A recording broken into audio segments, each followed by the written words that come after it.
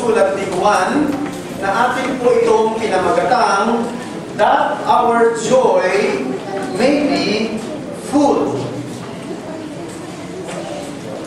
At sa pagkakataon ito, mga kapatid, ay nais ko po anyayahan kayong buksan ang inyong mga banal na kasulatan sa unang Juan, Kapitulo 2, talatang 3 hanggang 6. 1 John chapter 2, verses 3 to 6. 1 John chapter 2, verses 3 to 6. At sa ganito'y nalalaman natin na siya'y kilala natin kung tinutupad natin ang kanyang mga utos. Ang nagsasabing, kilala ko siya, ngunit hindi tinutupad ang kanyang mga utos, ay sinungaling. At ang katotohanan ay wala sa kanya. Ngunit, ang sinumang tumutupad sa kanyang salita, tunay na naging ganap sa taong ito ang pag-ibig ng Diyos. Sa pamamagitan nito'y nalalaman nating tayo'y nasa Kanya. Ang nagsasabing siya'y nananatili sa Kanya'y ay nararapat ding lumakad gaya ng Kanyang paglakad. Ito po ang salita ng Panginoon. Siguro alam naman ninyo na ngayong araw ito ay muling sasabak ang ating pong kababayan si Manny Pacquiao sa boxing doon sa Las Vegas. At hahabaan ko ang sermon ko para hindi maabaw ang isip ninyo na naralapit na labang ito. Siya ay lalaban muli sa isang mas bata at mas malaking kalabang kampiyon sa welterweight division na si Jesse Vargas. Ang parehong boksingerong ito ay nagpakita o nagpahayag ng kanilang kumpiyansa at ng kanilang katiyakan na ipapanalo nila ang kanilang mga laban. Siyempre, tayo naman, mga Pilipino, gusto natin na ang manalo ay ang ating kababayan. Ganun po, dahil nga nakikita natin na siyempre, ang kanyang panalo ay parang karangalan natin. Na may bentahe, may advantage si Manny Pacquiao sa kanyang karanasan at sa kanyang lakas, no? Sa kanyang power. Samantalang meron ding advantage ang kanyang kalabang si Jesse Vargas. Ito ay ang kanyang edad. Mas bata siya ng 10 taon, malaki, matangkad, at of course, may pinatunayan sa kanyang larangan. Pero, ang kanilang katiyakang ipinahayag ay sadyang salita lamang. Ito'y kinakailangan nilang patunayan kapag sila'y nagharap na doon sa ring. Di ba? Siyempre, yung mga ganyan pagpapahayag ng katiyakan ay para ng palakasin ng loob yung kanilang mga suporta. Di ba? At naging ang kanilang sarili. Pero they have to prove that pag sila ay nandoon na sa ring. Kaya may kasabihan, that remains to be seen. No, binanggit ko yan kasi ang pinakamahalagang turo po sa banal na kasulatan, no, ay hindi lamang ang katotohanan may kaligtasan kay Kristo Jesus. Kundi ang katotohanan pwede natin tiyakin yung kaligtasan na yan. Ngayon, ang kaligtasan kay Kristo Jesus ay pwedeng tiyakin ngayon kung ibinigay mo ang iyong pananampalataya sa kanyang ginawa doon sa krus. Ikaw ay ligtas na ngayon. At hindi ito salita lang. Hindi ito pampalakas ng loob lang. No? Hindi ito isang status ko lang na may pagmamalaki natin sa mundo. Ito'y totoo at pinatutuhanan ito ng kanyang salita. Ang salita mo ng Diyos ay nag-i-encourage pa nga sa atin na hindi lang daw natin kumbinsihin ang sarili natin, ano? Sa bagay niya, kundi talagang dapat mamuhay tayo bilang isang taong mayroong katiyakan ng kaligtasan kung ikaw Kristiyano. Halimbawa, sinabi ni Apostol Pedro, Ikalawang Pedro, Kapitulo 1, talatang 10. Ang sabi doon, magsikap kayo, magpagat kayo na matiyak ang pagkatawag at pagpili sa inyo ng Diyos make sure that your calling and your election happen to you. Be diligent to make sure about God's calling and choosing to you. But we have to apply a certain diligence to the pursuit of that certainty. So assurance is not only true, is not only possible, it is commanded in the Scriptures. At dito sa mga talata na pinasa natin ngayon sa sulat ni Juan, ay inilahat niya ang mga katotohanan na kay Kristo Jesus, meron tayong katiyakan ng kaligtasan. At nagbigay din siya ng mga malilinaw na ebidensya sa katiyakan ito. At isa sa pinakamalinaw na ebidensya na ang isang tao nga ay ligtas na ngayon. No? Natitiyak na niya na siya ay may kaligtasan na ngayon kapag siya ay sumusunod sa utos ng Diyos. Yan ang mensahe na nais kong gawin sa inyo mula sa mga talata ng ating pong pag-aaralan. Obedience matters in Christians' assurance of salvation. Ang pagsunod ay napakahalaga sa larangan ng katiyakang Kristiyano sa kanyang kaligtasan. Pero gusto kong liwanagin agad yan, mga kapatid, na ang pagsunod sa utos ng Diyos, hindi ito ang daan ng kaligtasan. No? Sapagkat wala namang totoo makasusunod ng ganap, ng sakdal, ng perpekto sa utos ng Diyos. Ang totoo niyan, kapag tinignan natin ang batas ng Diyos, kapag tinignan natin ang kautusan ng Diyos, ang makikita kagad natin, sumuway na tayo. Lumabag na tayo sa kanyang kautusan. Nakikita na natin kagad yung imperfection natin. Nakikita na natin kagad na hindi tayo nakaabot sa pamantayan niya. Ano ang kailangan natin? Ang pagsunod ng iba. At yung iba na yun ay walang iba kundi si Kristo. Si Kristo na nagsumunod ng buong buo, ng ganap, ng sakdal, ng dalisay, sa batas ng Diyos. Kailangan natin siya para kumatawan sa atin sa harapan ng Diyos. Sapagkat kung hindi siya ang magiging representative natin sa harapan ng Diyos, ikaw ay mapapahamak magpakailanman. Pero sa oras na ibinigay mo ang iyong tiwala sa Kanya, ang iyong pananampalataya sa buong pagsunod ni Kristo sa krus, sa Kanyang ganap na katuwiran, sa Kanyang pagtubos sa mga makasalanan, ikaw ay tatanggapin ng Diyos sa Kanyang banal na harapan. Ikaw ay ligtas na ngayon.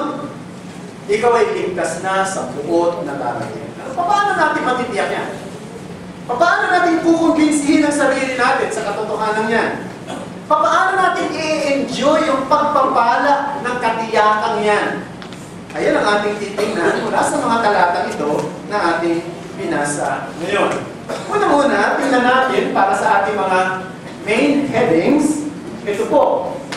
The certainty of Christian assurance expressed, the criteria of Christian assurance enforced, and number 3, the challenge of Christian assurance enjoined. First, the certainty of Christian assurance expressed. Una-una, dapat nating tingnan mga kapatid na kapag sinabi ng Biblia na nakilala o nakilala mo si Kristo, ibig sabihin niya na inanampalataya ka sa Kanya. To know Christ means to believe in Him. Yan ang sinasabi sa talatang 3. At sa ganito'y nalalaman natin na siya'y kilala natin. Yung salitang to know and to believe, madalas, ito po, sa Biblia ay pareho ang kahulugan. No? To know and to believe are often nearly synonymous in the Bible. Kanina, kinanta natin yung sinasabi sa 2 Timothy chapter 1 verse 12. Yung sabi doon, for I know whom I have believed, and I am persuaded that He is able to keep that which I have committed unto Him against that day. Kaya ipinagtabi o ipinagdugtong, magkaugnay yung salitang nakilala mo ang Diyos at nanampalataya ka sa Diyos. Nakilala mo si Kristo at nanampalataya ka kay Kristo. So yung salitang to know ang ibig sabihin ay nanampalataya ka kay Kristo. So, pwede natin malaman ngayon na kung ikaw nga ay merong totoong relasyon sa Diyos. Pangalawa, to know Christ is to have union with Him. Ang ibig sabihin po ng salitang makilala mo si Kristo, ito rin ang nakahulugan na meron kang kaisahan kay Kristo. Hindi lang ikaw nananampalataya, kundi meron kang kaisahan sa Kanya. You have union with Him. Tingnan natin ang mga talatang ito ulit. Verse 4. Sabi rito, ang nagsasabing kilala ko siya, ngunit hindi tinutupad ang kanyang mga utos ay sinungaling at ang katotohanan ay wala sa Kanya. Ngunit ang sinumang tumutupad sa Kanyang salita, tunay na nagiging ganap sa taong ito ang pag-ibig ng Diyos. Sa pamamagitan nito'y nalalaman natin tayo'y nasa Kanya. Ang nagsasabing siya'y nananatili sa Kanya ay nararapat din lumakad gaya ng Kanyang paglakad. Pansinin niyo na mayroong paulit-ulit na salitang ginamit dito, yung salita sa Kanya, sa Kanya, in Him, in Him. John uses the words in Him 4 times in 4 verses. At si Apostol Pablo, sa kanyang mga sulat, ginagamit niya rin yung salitang in Him, sa Kanya, o in Christ, kay Kristo, para ilarawan yung pagkakaisa, yung kaisahan, yung union, sa pagitan ni Kristo at ng kanyang mga mananampalataya. Sabi nga ng isang commentator, approximately daw 164 times ginamit ni Apostle Paul yung salitang in Him or in Christ to describe our union with Him. So napakahalaga po pala ng salitang makilala mo si Kristo sapagkat ang ibig sabihin na hindi lang yung acquaintance, hindi lang yung alam mo siya, alam mo may Kristo, alam mo may namatay doon sa krus, alam mo may pinanganak doon sa Bethlehem, kasi di-celebrate ng marami tuwing dumarating ng Pasko, kundi ang ibig sabihin pala nun, meron kang kaugnayan, meron kang kaisahan sa Kanya. So mga kapatid, knowledge of God in the Bible is not something theoretical or mental abstract or speculative, but experiential. Ito ay karanasan. Hindi lang ito isang acquaintance, kundi ito ay intimate, malapit. Yan nga ang dahilan kung bakit si Apostol Pablo, pag inilalarawan niya ang relasyon ni Kristo sa kanyang iglesia o sa mga Christian, ito ay inilalarawan na sa relasyon ng mag-asawa. Hindi ba sa tinatawag nating makataong relasyon? Pangtaong relasyon. Walang pinakamalapit na relasyon pangtao, kundi ang relasyon ng mag-asawa. Higit yan sa relasyon mo sa iyong kaibigan, sa iyong anak, sa iyong tatay, sa sino ang mga tao. Sapagkat ang relasyon ng mag-asawa, hindi lang sila nagkakaisa sa kanilang isip, sa kanilang pinagkakasunduan, sa kanilang maaaring puso o damdamin. Sila'y nagkakaisa sa katawan, nagiging one flesh sila. Nagiging isa silang laman. Kaya napakalapit ng kanilang relasyon sa isa't isa. At ganun din ang relasyon daw ng isang totoong mananampalataya kay Kristo. Malapit masyado. Ang buhay natin galing kay Kristo. Lumalago tayo dahil kay Kristo. Tayo ay nagbubunga sa ating pananampalataya dahil kay Kristo. Tulad yan ng isang sanga, kaya ang sanga ay lumalago, may buhay, namumunga, dahil nakakabit yan sa puno. Ganyan din ang isang totoong Kristiyano. Ang totoong Kristiyano ay may buhay, espiritual. Lumalago siya, namumunga siya, dahil sa kanyang kaisahan at pananatili kay Kristo. Kaya ang tanong ko sa bawat isa sa atin ngayon, mga bata, nakikinig ba kayo? Kilala ba talaga ninyo ang Diyos? Kilala ba ninyo talaga si Kristo? Meron ba kayong relasyon sa Kanya na malapit? Nakakilala lang ninyo siya kasi naririnig ninyo siya. O maaari, may nagtuturo sa inyo sa Sunday School, ay nalalaman nyo na merong Jesus Christ. At sineselebrate natin pagdating ng December yung kanyang kapanganakan. No? Eh hindi yun ang sinasabi ng Biblia na kilala mo. Ang kilala sa Biblia ay relasyon, kaugnayan, malapit na kaugnayan. Meron ka bang ganyan? Naiintindihan o ganyan ba ang relasyon mo kay Kristo? Sapagkat kung hindi mo totoo kilala siya. Hindi mo siya totoo naunawa. Okay? So pangalawa, tingnan natin, the criteria of Christian assurance and force. No, paano matutunayan? Ano ang ebidensya na ang isang tao kilala na si Kristo? Paano natin papapatunayan? Meron dapat ebidensya. Yan, kilala niya talaga si Kristo. Kilala niya talaga ang Diyos. Paano niya na mapapatunayan? Unang-una, dapat meron siyang pagsunod sa batas ng Diyos. Obedience to God's law. Tingnan natin ang talatang 3. Sa huling bahagi ng talatang 3, sabi nito, kung tinutupad natin, verse 3, at sabi nito, nalalaman natin na siya'y kilala natin kung tinutupad natin ang kanyang mga utos. Ang nagsasabing kilala ko siya, ngunit hindi tinutupad ang kanyang mga utos, ay sinungaling. At ang katotohanan ay wala sa kanya. Now, gusto kong liwanagin ulit sa inyo, sa bawat isa sa atin, na ang Biblia, ang turo ng Biblia, maging ang turo ni Juan, hindi niya sinasabi na ang kaligtasan ay sa pamamagitan ng pagsunod sa utos ng Diyos. No? Hindi rin niya sinasabi na ang katiyakan ay sa pamamagitan ng pagsunod sa utos ng Diyos. Ang sinasabi ni Juan, kung ikaw ay ligtas na, kung kilala mo nga talaga ang Diyos, ng malapitan, ng tinatawag na intimate, may ebidensya yan. Ano ang ebidensya? Meron kang buhay na sumusunod sa utos ng Diyos. Yun ang totoong batayan. That is the true test of the knowledge of God. A life of obedience serves as proof of our real knowledge and living relationship with God. Now, bakit? Bakit napakahalagang batayan ang pagsunod sa utos ng Diyos para masabing ligtas ka na? Alam niyo ba kung bakit? Dahil tayong mga makasalanan, hindi natural sa ating sumunod.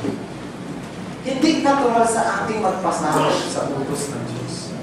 Hindi ba madalas na natin naririnig sa pulpitong ito, at maaaring nababanggit ko, na ang unang-unang isa sa mga unang salita na natututunan ng isang bata ay yung salitang ayaw. Ay yung salitang no. Di ba yan ang unang natututunan niya? Ang ibig sabihin, natural sa ating umayaw sa utos ng Diyos. Kaya kapag ang isang tao, no, meron siyang hangaring sumunod, meron siyang pagnanasang sumunod, may nangyayari sa pagkatao niya. No? May pagkilos na ang Diyos sa kanyang puso. Kasi hindi yun ang natural sa isang tao na sumunod. Napakaganda niya, di ba?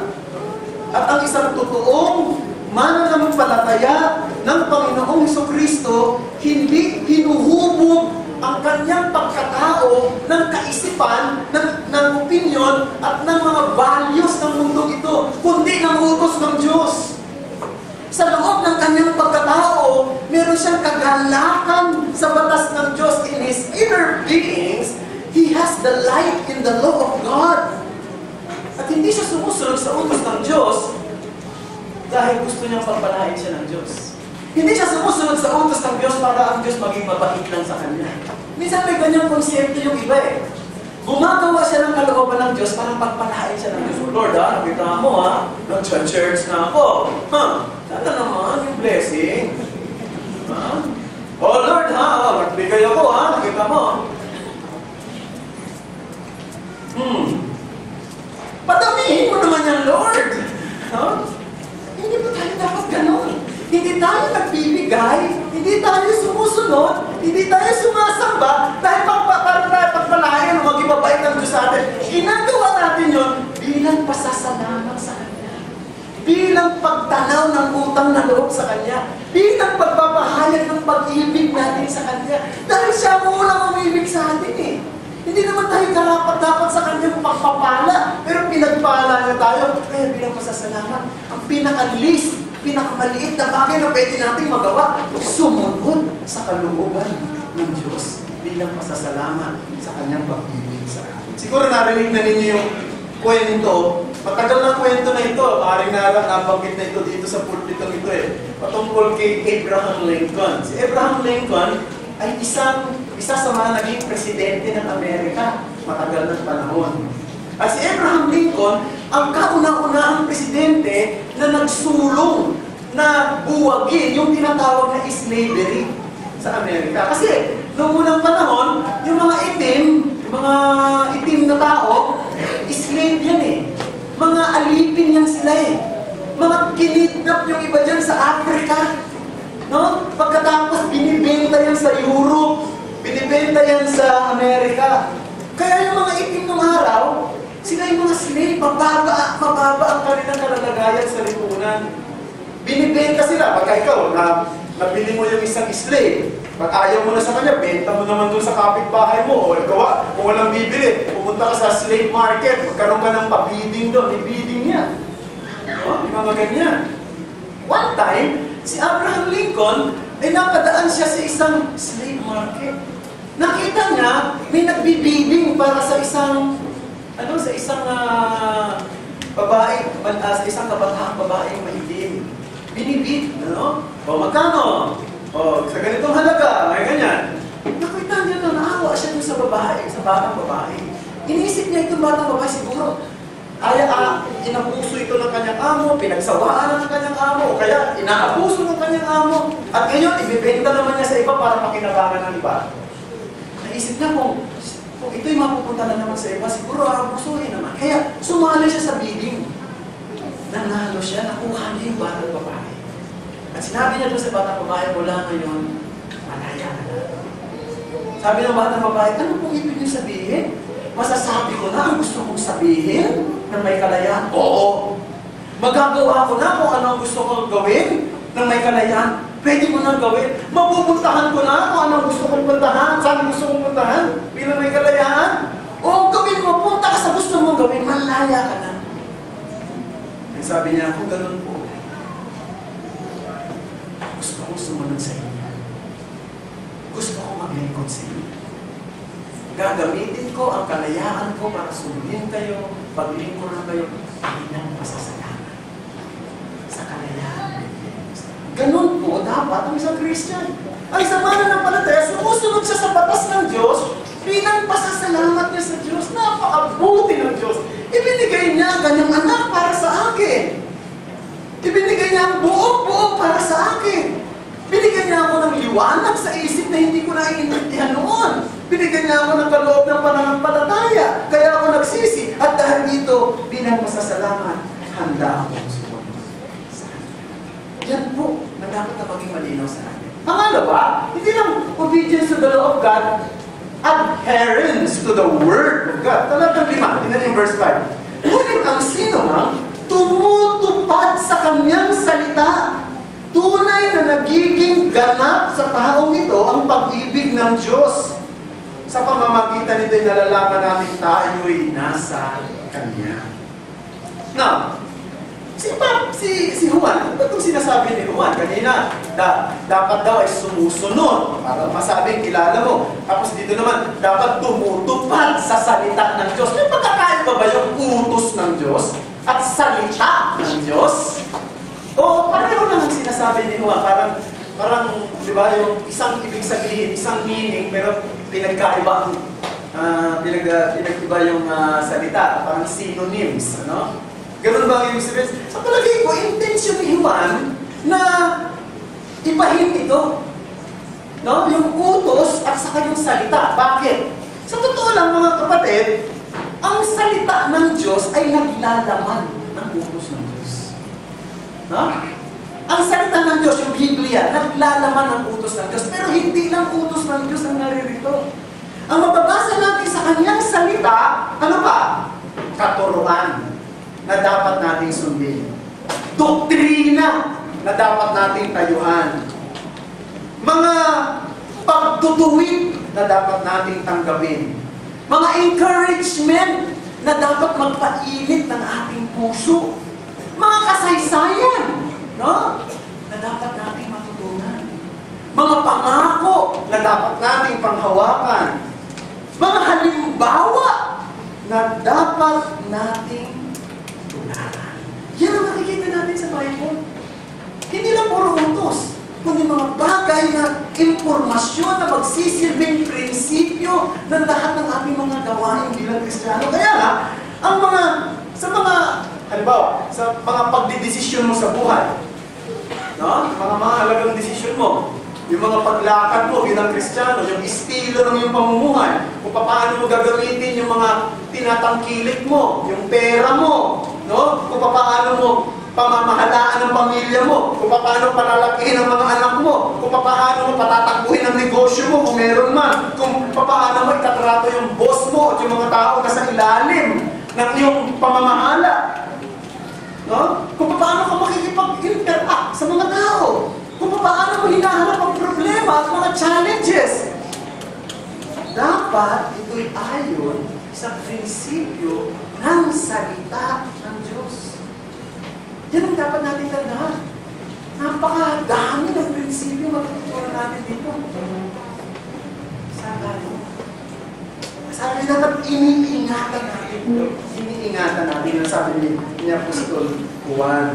No? At dinagdagan pa niya ni Juan yan. Sabi niya, sabi kang English, in Him, pagka daw iniingatan natin ang salita ng Diyos, in Him, the love of God is perfected. Nagiging ganap sa taong ito ang pag-ibig ng Diyos. Anong ibig sabihin nun? Kasi yung salitang perfected o perfect, madalas, ang kaisipan natin dyan, pag sinabing perfect, yung flawless, no? Dalisay.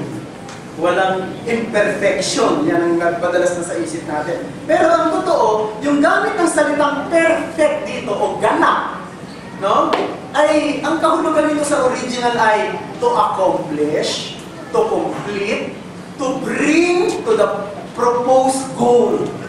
Pag sinabing perfect, yung ganapin, o kaya ay makumpleto, ma-accomplish, matapos, magawa yung talagang goal, yung mithiin, yung layunin. Yun yung salitang ginamit dito sa original na salitang perfect, yun din yung salitang ginamit nung si Jesus Christ na ipako sa krus.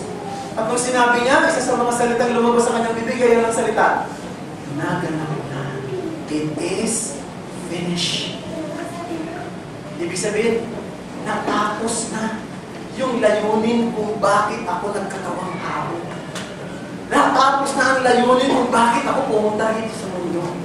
Ayan ay para iligtas ang mga hinirang ko. Iligtas ang mga mananampalataya ko. Iligtas at bigyan ng pag-asa ang lahat ng mga taong makasalanan na nagtiwala at umasa sa amin sa pamamagitan ng Panginoon. It is finished. Naganap na. No? So yun po ang ibig sabihin niyan. Kaya sinasabi niya rito, ang sinasabi ni Juan, nung sinabi niya, nagiging ganap daw ang pag-ibig ng Diyos sa isang tao kapag iniingatan niya, sa isang mananampalataya, iniingatan niya ang salita, nagiging ganap sa kanya ang pag-ibig ng Diyos, ang ibig niyang sabihin, nagiging ganap sa iyo kapag ina-apply mo na yung salita ng Diyos. Pag ginagamit mo na yon sa buhay mo bilang prinsipyo, nagiging ganap ang layunin ng pag-ibig ng Diyos. No? Nagiging ganap, na-accomplish na yung layunin ng pag-ibig niya sa iyo. Ang hirap bigyan natin ng halimbawa yan, pero siguro pwede kong gamitin halimbawa ay ganito. Ang bawat matinong magulang, mahal niya ang kanyang anak. Tama ba? No? Of course, marami namang hindi matitinong magulang, no? Na pinababayaan lang niya ang kanyang mga anak. Pero ang bawat matinong magulang, mahal niya ang kanyang anak. Kaya nga, pinangangalagaan niya ito, binibigay niya ang kanyang pangangailangan, at minsan, hindi lang yung pangangailangan niya, yung gusto ng kanyang anak, ibinibigay niya rin. No? Kaya siguro kayo, mga bata pa kayo, lalo na, mga bata dito, kaya kapag kaya naman ng magulang ninyo, yung bagay na hinihingi niya, binibigay nila, di ba? Ang anak ko nung araw, napakainit doon sa mga laro ang Ben. Ano nila? Ben. No, lahat ng mga taku-takuhan yan. Pagdadaan ako sa Alabang, may dala-dala ka, ang dami ng Justin. Ang dami ng koleksyon ng Ben 10. Hanggang ngayon, nandun pa rin. Hindi naman yung binabaliwalan niya na. No? Gusto ko siya maging masaya siya eh. Kasi mahal ko siya eh. Pero alam niyo mga kapatid, nagiging ganap ang pag-ibig ng isang magulang sa kanyang anak. Kapag nakita niya na yung anak niya, sumusunod sa kanya. No? Nakikita niya yung anak niya, ginagalang siya, nire-respeto siya. At yung mga prinsipyo ni Tinuro niya sinusunod. Doon nagiging ganap yung pag-ibig. Kaya nga, di ba, madalas naman labas na bibig ng isang mga magulang kapag yung anak niya suwael. Kasi sayang lang yung pag-ibig na pinakita ko sa iyo eh. Sayang lang yung pagpapalaki ko. Di ba, nasa lumalabas sa kanila yan? Kasi nagiging ganap yung pag-ibig mo kapag nakikita na sumusunod na siya. Yung pagmamahal mo sa kanya ay pinusuklian niya na. Nagiging ganap na yun. Ganun din mga kapatid eh. Ang buhay natin sa Panginoong sa Kristo. Kung tayo, niyayakap natin ang salita ng Diyos, yun ang prinsipyo ng ating buhay, ang kaganapan, ang kapuspusan ng pag-ibig ng Diyos ay nangyayari sa buhay ng bawat isa. Napakaganda. Di ba? Napunta tayo sa huli. The challenge of Christian assurance and join. Yung salitang enjoy, ibig sabihin parang duty, no? Nagiging tungkulin. Verse 6. Ang nagsasabing siya ay nananatili sa kanya ay nararapat ding lumakad gaya ng kanyang paglakad. Ang punto rito, mga kapatid, yung salitang ginamit na nararapat, o sa wikang Ingles ay ought, it carries the idea of duty and responsibility. Ang punto, kung tayo ay nakay Kristo, we are responsible to live like Christ. Tayo ay responsable mabuhay tulad ni Kristo. Dapat ginagaya natin siya. Na ano ba yung mga bagay na dapat natin gayahin kay Kristo? Alam niyo marami. Napakadami. Napakadaming pinakitang magagandang halimbawa si Kristo nung siya'y nandito pa sa mundo. Pero kung isa-summarize natin yung kung mga bagay na dapat ay ginagaya natin kay Kristo sa maikling salita, pwede natin sabihin ito, commitment to God's will. Commitment to God's will. Yan ang summary. Di ba sabi ng John 6:38, sabi ni Kristo, ako'y bumaba galing sa langit, hindi upang gawin ko ang aking sariling kalooban, kundi ang kalooban na nagsugo sa akin.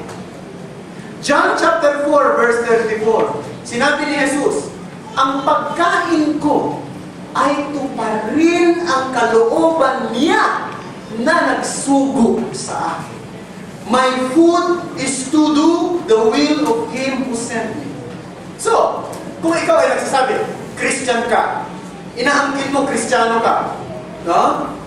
Dapat ang kalooban ng Diyos ay handa mong gawin tulad ng ginawa ni Kristo. Kalooban ng Diyos na dapat sumamba ka sa Kanya individually and corporately as a church. Kalooban ng Diyos na dapat mag-commit ka ng iyong sarili sa ministeryo ng iglesia. Hindi ka lang basta dumadalo, kundi nagpukumit ka saan? Sa mga ministry ng church. Evangelism, no, pagpapatibay ng isa't isa, pagtulong sa mga nangangailangan, no, pagiging involved sa mga missionary activities. Marami pang iba, mga kapatid. Kalooban ng Diyos na mabuhay tayo ng may kabanalan. Magpakita tayo ng magandang patutuo sa mata ng mundo. Kalooban ng Diyos na unahin natin ang Kanyang kaharian ng higit sa lahat, ng una sa lahat, at ang Kanyang katuwiran. Kung ang isang tao na nagsasabi, Christian siya, pero wala siyang pakialam sa kalooban ng Diyos, ang totoo, hindi siya Christian. Hindi siya mananampalataya, akala niya lang Christian siya. Yung tao na walang pakialam sa kalooban ng Diyos, ito ay isang tao na nangangailangan pa ng biyaya ng kaligtasan. nangangailangan pa ng isang bagong puso. Kailangan mabago yung puso niya para siya ay, magpasako sa Panginoong Kristo. Kailangan niya ng tagapagligtas, ng Panginoon. Kung may kinakausap ako sa inyo rito, na sa palagay mo, ganyan ang kalalagayan mo, ang totoo, kailangan mo kaligtasan. Kailangan mo bagong buhay. Kailangan mo bagong puso. Kailangan mo ng bagong kanatayuan sa harapan ng Diyos. At yan ay maibibigay lang ni Jesus sa iyo. Lumapit ka sa Kanya sa daan ng pananampalataya at pagsisisi. Yun ang gagawin mo. Pagtiwalaan mo na yung ginawa niya doon sa krus, yun lang ang paraan para ikaw ay maligtas. Ginagarantihan ko sa iyo. Kung totoong gagawin mo yan, hindi ka lang maliligtas. Hindi ka lang magkakaroon ng malapit na kaugnayan sa Kanya. Magkakaroon ka ng kaganakang sundin ang utos ng Diyos. Ingatan ang salita ng Diyos. Magpasako sa kalooban ng Diyos. Ibig sabihin, magiging perfecto ka sa pamumuhay mo, pero tiyak ko, magpupunyagin ka. You will strive para maging katulad ni Kristo. Maraming salamat sa inyo. Matalaya tayo ng Panginoon. Tayo po ay